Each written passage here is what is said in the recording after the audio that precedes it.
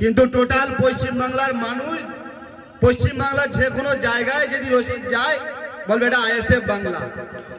কোনো মায়ের লাল নেই বলে দেখাতে পারবে না পশ্চিমবাংলায় আমি অমুক টিভি, আমি অমুক টিভি, আমি অমুক টিভি। বাচ্চা ছেলেটা যেখানে যাবে এক কথায় চিনে নেবে যে এটা আইএসএফ বাংলা। বাচ্চা ছেলে 17 থেকে 18 বছর বয়স, এত মানুষের পিছনে লাগে। পুলিশ আমাদের কি পিছনে লাগবে, ওর পিছনে বেশি লেগে। রাত 1টার সময় দেখছি চন্দননগর থানা ওর অ্যারেস্ট করে নিয়ে গেছে।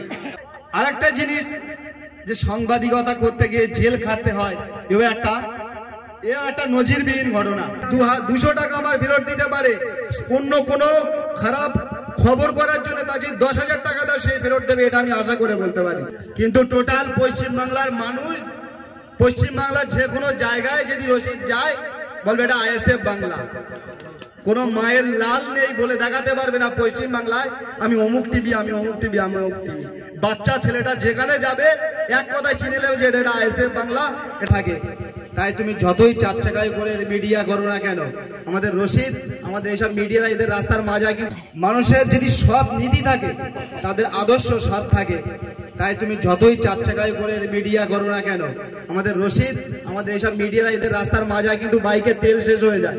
এটা সুবিদ, এটা শাকিরুল ভাই, এটা আমাদের ওই রাজীব ভাই পশ্চিমবাংলা গর্ব করে যে কোনো জায়গায় যাবে এক চান্সে চিনে। কেন? এরা সততার সাথে কাজ করে, এদের কাছে 4 চাকা নেই, ভাঙা বাইক আছে। আর একজন তো সেদিন বলছিল, বলে ভাই আমি পেট্রোল পাম্পের কাছে এসে আমার তেল শেষ হয়ে গেছে, জি নামটা আমার মনে নেই। আমি সাথে সাথে এসে 200 টাকা, কতটা সৎ। যদি অন্য কোনো কেউ হতো সে তো ভুলেই যেত, সে আবার 2-3 দিন পরে এসে দেখি যে আমার টাকাটা ফেরত দিচ্ছে। ভাই তুমি আমার তেল ভরতে যে টাকাটা দিয়েছিলে সেই টাকাটাই তোমার ফেরত দিলাম। এটাই বাস্তবে বলছি। তার যদি প্রয়োজন থাকতো সে যদি আজ 200 টাকা আমার ফেরত দিতে পারে, অন্য কোনো খারাপ খবর করার জন্য তাকে 10,000 টাকা দাও সে ফেরত দেবে, এটা আমি আশা করে বলতে পারি। তার টাকার প্রয়োজন নেই।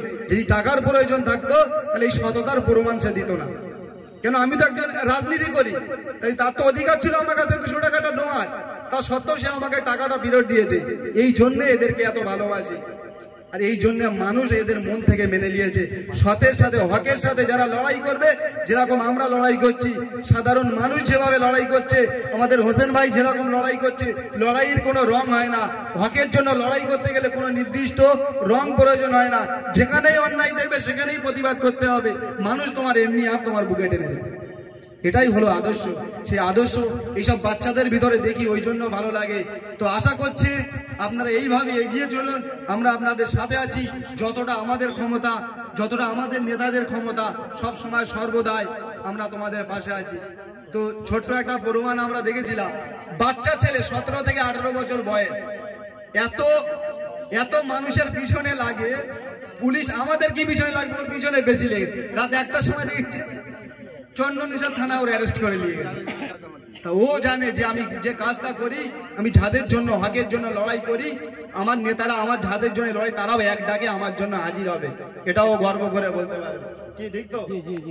সেই জন্য ওরাও লড়াই করতে সাহস পায়, হকের জন্য খবর করতে সাহস পায়। আর একটা জিনিস যে সাংবাদিকতা করতে গিয়ে জেল খাটতে হয়, একটা নজিরবিহীন ঘটনা। যে সাংবাদিকতা করতে গিয়ে 3 মাস জেল কাটতে হয়। সব হকের জন্য লড়াই করতে হলে 3 মাস জেল কাটতে হয়। আমার শাহরুখ ভাই সেটা দেখিয়েছে, জেল কেটে। কি দোষ ছিল তার? হকের জন্য লড়াই করে, হকের খবর করতে গিয়ে, মানুষের কাছে সত্যতা তুলে ধরতে গিয়ে আজকে ওকে জেল খাটতে হয়েছে। তো আশা করছি জেল কেটে কি ওর কি নামটা ডুবে গেছে? ও চুরি করে জেল কেটেছে?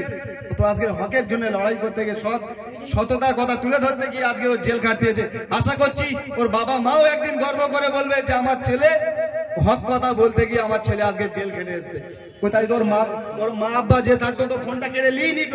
আশা করে বলতে পারি আরো দামি ফোন হাতে তুলে দিয়েছে, যে যা তুই যে লড়াই করছিস, মানুষের অসহায় মানুষের জন্য যে লড়াই করছিস, আমি আমাদের বাপ মায়ের তরফ থেকে সাপোর্ট করছি, তুই আরো এগিয়ে যা। ঠিক বললাম তো? তো আশা করছি সবাই এইভাবে এগিয়ে চলুন। আমাদের যতটা সম্ভব আছে আমরা তোমাদের সাথে আছি, বলার কিছু নেই। যেখানে আমাদের ভাই